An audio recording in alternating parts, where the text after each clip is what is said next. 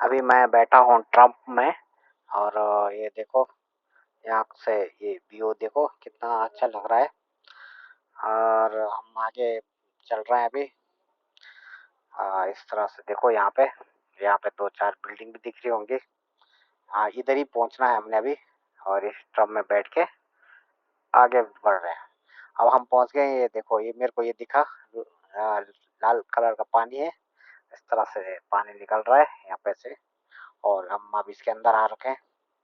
ये देखो ये हवेली है। इस तरह से देखो यहाँ पे ये है वेंडम मॉल।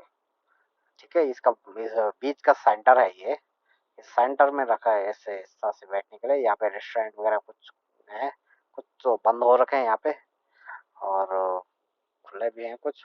और इसके बीच में ये सेंटर में पानी आता है। ये वाटर फ्लोइंग होता है यहाँ पे। इस तरह से हर 5 मिनट में होता है ये। इसका टाइमिंग में है।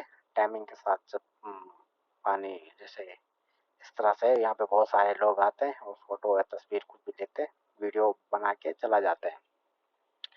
अभी देखे खूबसूरत देखो इस तरह से ये शाम का टाइम है। ये लो इतना अच्छा दिख रहा है। इस तरह से पानी ऊपर है देखो। पानी पानी पानी पानी है। चलो दोस्तों अब मैं वीडियो बंद करता हूँ और